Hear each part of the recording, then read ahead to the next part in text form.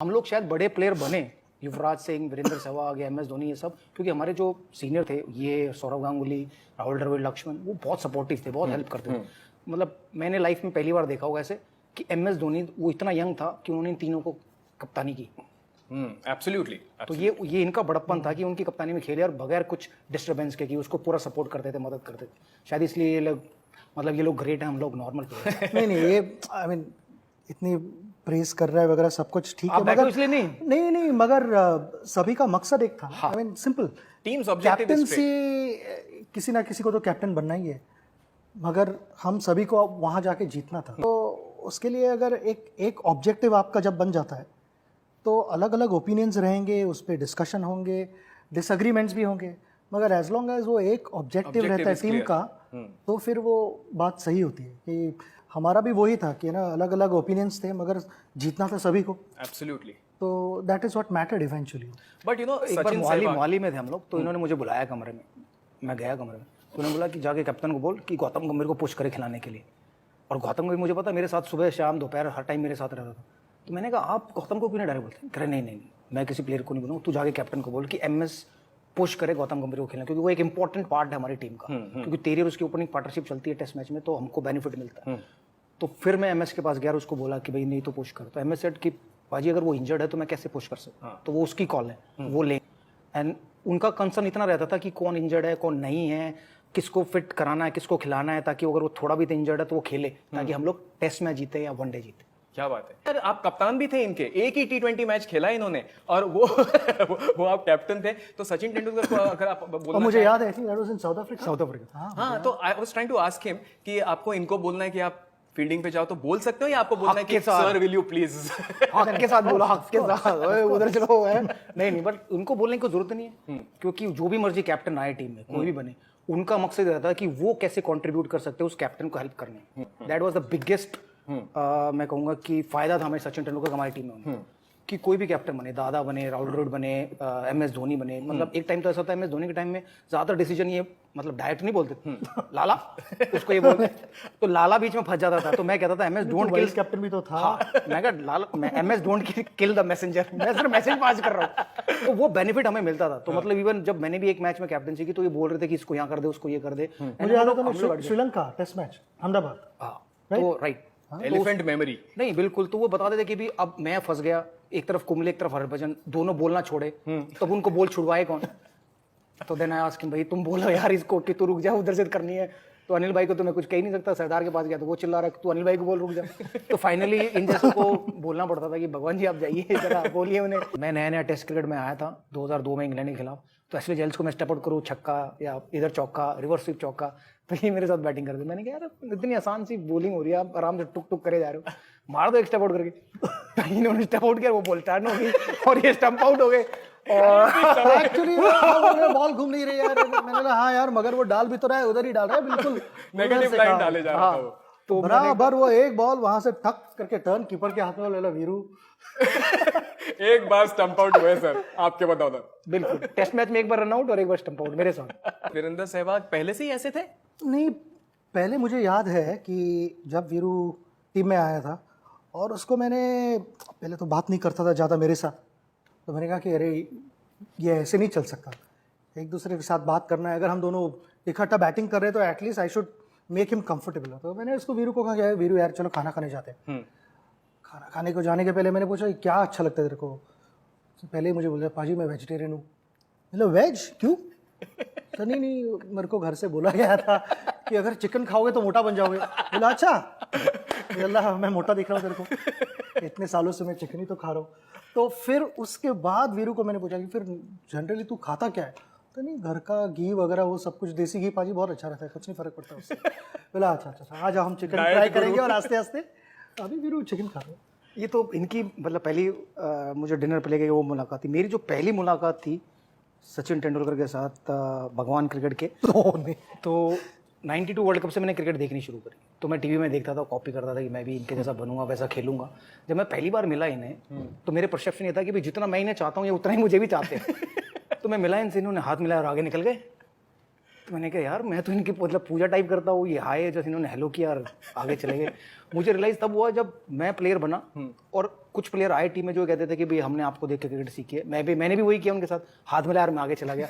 तब मुझे रियलाइज हुआ कि जब आप पहली बार किसी से मिलते हो तो ये जेस्चर होता है कि जब आप हाथ मिलाते हो, हेलो हाय करते हो, जब तक आप किसी को जानते नहीं तो उसके करीब नहीं आते। तो इसलिए मैं बहुत शाय था जब आप शाय टीम थे? में था।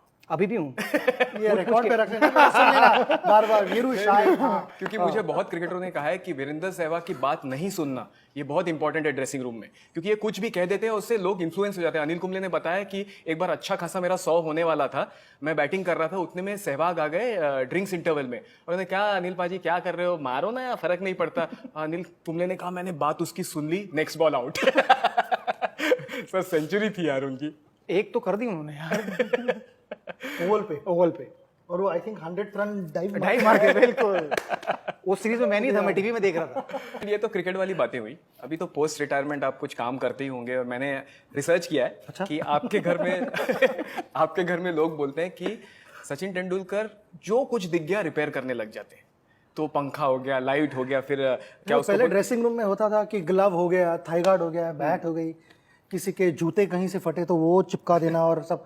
आई यूज्ड टू एंजॉय दैट। अच्छा, मगर उसके बाद अभी घर में इतना टाइम कभी कभी मिल जाता है कि ना मैं ढूंढ रहा होता हूँ कि क्या है रिपेयर बट करने के हाउसकीपिंग लिए। वाले स्टाफ वाले बोलते हैं हम पाजी जब घर पे होते हैं तो 2 टी-शर्ट लेके आते हैं क्योंकि ये पूरा दिन काम कराएंगे हमसे। नहीं वो तो हाउसकीपिंग तो ठीक है, वो they are working for me, मगर जब अंजलि इन्वॉल्व हो जाती है तो उसमें then it is bit of a problem, क्योंकि उसको यही रहता है कि अच्छा है घर, क्यों ये कर रहा है, क्यों वो कर रहा है, और मेरे से रहा नहीं जाता। मेरी वो आदत है पेंटिंग यहाँ से उधर लगाओ, अगर दीवार ठीक है तो उसको पेंट करके उसका कुछ कलर चेंज कर देते हैं या कुछ मेरा ग्लास लगा देते हैं, कुछ ना कुछ चालू ही रहता है मेरा। यार इतना सब करने की क्या जरूरत है, इतने ब्रांड एंडोर्स करते हैं, उनके पास सब है, पंखा है, लाइट है, पेंटिंग है, उठा उठा के नहीं लाओ लगा दो। बट वो वीरू करते हैं, वीरू के घर जाओ, बैठे होंगे, अच्छा सबको करेक्ट काम दे दिया इन्होंने। आरती को बोल दे तू स्कूल चला, ये काम करेगा, और फिर सहवाग की sitting like a king, social media king. अब आपको तो पता है वीरू साहब कैसे हैं, तो हमने बहुत कहानियां सुनी कि वीरू बैटिंग करते समय गाते थे। आप ही बता सकते हो कि वीरू सुर में गाते थे, क्या गाते थे? और आपको जब इनको कुछ बताना है या गाना बदलवाना है तो how do you communicate to Virender Sehwag? तो ये शुरू हुआ एक्चुअली वर्ल्ड कप में 2011 again South Africa match. I precisely remember, जब हम बीच में खड़े थे, चौका मारता था। इनफैक्ट तो हर मैच में तब तक तो पहले बॉल को चौका मारने आ रहा था। तो मैं वीरू को वही कहने जा रहा था कि ना जरूरी नहीं है हर मैच में पहला बॉल चौका मारना, ऐसे बॉलर भी आके डाल सकता है अच्छा बॉल, कोई बात नहीं बाद में मार लेना। मगर इसका वो एक था कि हम जैसे कहते कि ना कि पहला बॉल आते ही मैं तो इसको पहला बॉल मारने वाला हूँ चौका, और सीटी बजाते बजाते चौका मार देता था। तो उस टाइम सीटी नहीं थी, गाना था। तो मैं ये सोच रहा हूँ कि मैं वीरू को बोल रहा हूँ कि वीरू ये बॉलर शायद यहाँ पे डालेगा, तो 2 ओवर के लिए देखना और फिर बाद में वो तेरे को 48 ओवर्स देखता रहेगा, तू खेल बस। तो वीरू ऐसे करे जा रहा है मगर गाना गाए जा रहा है। बहुत 3, 4, 5 ओवर ऐसे निकल गए। मैंने ये क्या चल रहा है, अभी तो रोक रहे तो मैं एक दूंगा। so, फिर भी वो कर ऐसे, फिर उसमें उसने जल्दी में मुझे बताया नहीं पाजी अगर गाना चुप कर रहा हूँ ना तो उसमें बहुत ख्याल आ रहे हैं, मेरा दिमाग एक जगह नहीं है, इधर उधर भटक रहा है, उसको मैं बिजी रखने के लिए गाना गा रहा हूँ। तो फिर मैंने कहा कि एटलीस्ट बता तो क्या दिमाग में चल रहा है तेरे, मुझे बता, फिर हम खेलेंगे उस हिसाब से। तो वो ही एक्चुअली था कि I think South Africa match ही थी, राइट। मुझे लग रहा था कि मैं बहुत तेज खेल रहा हूँ कि मैं स्कोर बोर्ड नहीं देख रहा था। सडनली 5-6 ओवर के बाद मेरी स्कोर बोर्ड पर नजर पड़ी, 10 बॉल 28 के करीब रन, मेरे 20 बॉल 22 रन। तो मैंने कहा यार ये तो उल्टा हो रहा है, ये तो मतलब सहवाग तो ये है, मैं सचिन बन गया। जनरली उल्टा होता है कि मैं ज़्यादा तेज खेलता हूँ।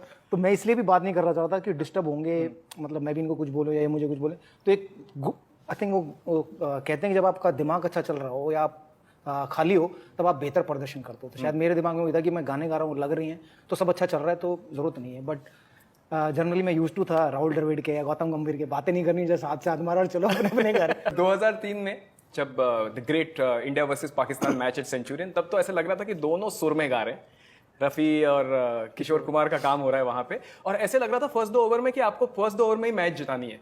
एक तो बॉल मैंने देखा आई थिंक फर्स्ट ओवर में कि जब बॉल विकेट कीपर के पास गया नहीं है और आपने सिंगल ले लिया। वो एक्चुअली फर्स्ट ओवर में हुआ। हाँ भाई, पहले मुझे हाँ तो बोल। कहानी ऐसे है कि फील्डिंग कर रहे थे हम लोग पहले, तो पूरे 50 ओवर इनको मैं बोले जा रहा था कि वसीम अकरम डालेगा पहला ओवर वसीम अकरम, और मैं इतना खराब था लेफ्ट आर्म फास्ट बॉलर पे कि मैं पहली बॉल पे चमिंडा वास को आउट हुआ, ब्रैकन को आउट हुआ, मतलब जितने भी लेफ्ट आर्म फास्ट बॉलर थे सबको आउट हुआ। तो मैं इनको पटाए जा रहा था 50 ओवर, और ये कहते थे नहीं मेरा नंबर 2 है, मैं 2 पे ही रहूँगा। फिर उसका लंच हुआ, लंच में इनके पीछे पीछे जा रहा हूँ, मैंने कहा यार प्लीज स्ट्राइक, नहीं जी मेरा नंबर 2 है। फाइनली रस्सी क्रॉस की, मैंने कहा यार अब तो ले लो स्ट्राइक, नहीं 30 यार्ड सर्कल पे पहुंचे, नहीं, फिर सडनली सीधे चले गए स्ट्राइक लेने वसीम अकरम। वाह, तो मेरे साथ इतना पूरा टाइम खेले, मैं सोचता रहा यार मेरे साथ खेल रहे थे इतनी देर से, टाइम पास चल रहा है, सिर्फ अकेले को लाइसेंस नहीं मिलना चाहिए ना टाइम पास करने का। तो मेरी घबराहट तब थोड़ी दूर हुई, हल्का हुआ मैं। पहली बॉल पे सिंगल ले लिया, दूसरी बॉल पे मैं स्ट्राइक पे वसीम अकरम। तो जो तू पूछ रहा है कि कीपर के हाथ से, तो उन्होंने बोला कि इसको तो बचाना है। हाँ। तो बचाने के लिए बोला कि अगर कीपर के हाथ में भी गई तो भी भागा। अच्छा, तो तभी ये कीपर के हाथ से भागे। हम लोग बाहर से देख रहे हैं कि क्या व्हाट अ कोऑर्डिनेशन। नहीं हम भागे, मगर नॉन स्ट्राइकर एंड पे उसने आई थिंक मोइन खान, नहीं मोइन नहीं था, Rashid Khan, Rashid wicket batsman, lefty batsman Saeed Anwar, Imran Farhat या ऐसा ही कुछ। हाँ। तो वो बैट्समैन कीपिंग कर रहा था, तो मुझे लगता है उसने जो थ्रो मारी तो आई थिंक इतनी से बच गई। अगर ऑलमोस्ट स्टंप को लग जाता था तो आउट, डायरेक्ट हिट पे आउट। इतना बाहर था वीरू। बट वसीम अकरम का आउट होने से अच्छा तो रन आउट हो जाऊं। बट नहीं, अगर प्लान ऐसे था हमारा ऑनेस्टली कि हम जब ड्रेसिंग रूम में बैठे हुए थे, और ये तो ऑब्वियस था कि ना पाकिस्तान का जो बॉलिंग अटैक था, वसीम, शोएब, वकार, अब्दुल रज़ाक आफरीदी, मगर ये मेन थे पहले 3 बॉलर, वसीम, वकार, शोएब। इनका जो पहला बर्स्ट था वो पहले बर्स्ट में ही वो विकेट के लिए जाने वाले थे। उनकी थियरी सिंपल थी कि थोड़े बहुत इधर उधर रन्स गए कोई बात नहीं, 3 विकेट निकाल लें जल्दी। तो वो हमारा प्लानिंग वही था कि रन्स चाहे ना आए शुरू में, मगर ये मेरा प्लान। तो ये पता नहीं क्या सोच रहा होगा, सीटी बजाइए और दिमाग में कुछ और ही चल रहा होगा। कभी सुनी है बात वीरू? तो सुन रहा हूँ ना। तो प्लानिंग ऐसे ही थी कि ना अगर इनिशियल 5-6 ओवर में अगर विकेट्स नहीं जाते तो रन्स तो आएंगे, क्योंकि हमारे पास अच्छी बैटिंग थी, काफ़ी डीप थी बैटिंग की ना। राहुल भी 5, यूवी था, फिर उसके बाद कैफ वगैरह, दिनेश मुंगिया वगैरह, काफ़ी अच्छी बैटिंग थी। तो हमें पता था कि ना अगर हम विकेट्स नहीं जाने देते जल्दी तो then we are very much in control of it. अच्छा, बट पाकिस्तान की मजेदार कहानियां भी होंगी आपके। मैंने सुना है कि देबाशीष मोहंती को वो डरते थे लेफ्ट हैंडेड बैट्समैन, और वहां पे काफी ऐसी घटनाएं हुई कि लोग कंफ्यूज हो गए कि मोहंती किस तरह स्विंग कर रहे हैं। उनको भी पता है? देबाशीष मोहंती एक बहुत फनी स्टोरी है। हम सहारा कप खेल रहे थे और उस समय श्रीनाथ इंजर्ड था, वेंकटेश इंजर्ड था, आई थिंक अनिल भी इंजर्ड था, और बजी ने डेब्यू नहीं किया था तब तक। तो हमारा बॉलिंग अटैक बिल्कुल नया था। तो एबी हार्डली 5-6 मैचेस खेला हुआ था, वनडे मैचेस। देबाशीष मोहंती पहली बार खेल रहा था, हरविंदर सिंह पहली बार खेल रहा था। तो मैंने कहा कि इन दोनों में कौन ओपन करे। बोलेंगे देबाशीष तू करना, क्योंकि तेरा बॉल स्विंग होता है थोड़ा ज़्यादा सब। तो देबू ने पहले 4 मैचेस में आई थिंक सईद अनवर को आउट किया। तो कोइंसिडेंटली चौथे मैच के बाद है ना, हमारा फंक्शन था एक वहाँ पे, तो उसमें मुझे सईद अनवर ने आके मुझे बोला, यार सब कुछ ठीक है मगर मुझे एक बात बताइए यार, मोहंती करता क्या है, क्या बंदा है यार। बोला क्यों, क्या हुआ? बोलता नहीं, ऐसा भाग के आता है और क्या बॉल डालता है, जो मैं छोड़ूँ वो बॉल अंदर आता है, जो खेलूँ वो बॉल बाहर जाता है। बोले मैं क्या करूँ, पता नहीं चल रहा है अभी। और वो तो होता ही है, मगर साला भाग के आता है ऐसे और पूछता है कि मैं क्या डालने वाला हूँ, पता है? और मैं कहता हूँ नहीं मुझे कुछ नहीं पता। अच्छा, एक्शन में ही क्वेश्चन? या एक्शन में क्वेश्चन था उसके ऐसे। तो वो उसने मुझे बताया कि ऐसे ऐसे आता है और पूछता है कि क्या डालने वाला, पता है? बोला कुछ आइडिया नहीं है। कोइंसिडेंटली क्या हुआ कि 5th मैच में मैं था स्लिप में और सईद अनवर सर्वाइव कर गया काफ़ी टाइम के लिए। तो मैंने कहा कि देखो कल बात कर रहा था, आज सर्वाइव कर गया है। अभी सईद अनवर तो जिस लेवल पे बैटिंग करता था वो डर लगता था कि ना मैच कहीं ले ना जाए हमारे हाथ से। तो मैंने स्लिप हटा के मैं गया, पता नहीं क्यों शॉर्ट स्क्वायर लेग पे खड़ा हो गया, अंपायर के बिल्कुल आगे एकदम कैचिंग, और अगली बॉल मोहंती ने ऐसे पैर में डाली, उसने फ्लिक किया मेरे हाथ में, और मैंने उसके पास देखा, देखो जब कोई बॉलर पीछे लगता है तो वो बच नहीं सकता। मेरे रन नहीं बन रहे थे, तो लगभग 15-16 मैच लगातार हो गए। तो मैं इनसे बात कर रहा था, यार रन नहीं बन रहे, कॉन्फिडेंस नहीं आ रहा। तो उन्होंने कहा ये टाइम सबके साथ आता है, मेरे साथ भी आया, बट तो मैं समझ नहीं रहा था। मैंने कहा बट बनाऊंगा कैसे? तो उन्होंने एक बात कही कि तेरे माता पिता घर में बैठे ना, तुझे टीवी में देख रहे हैं, तो तू कोशिश कर कि तूने 1-1.5 घंटा उन्हीं के लिए वहाँ रहना है। अगर वीरेंद्र सहवाग 1-1.5 घंटा खड़ा हो गया तो उनको पता था कि वो रन तो बनाएगा ही बनाएगा।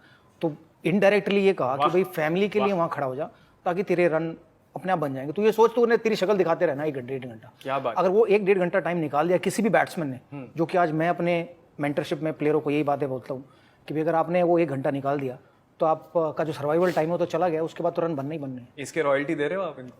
और उस दिन भी रन नहीं बने actually।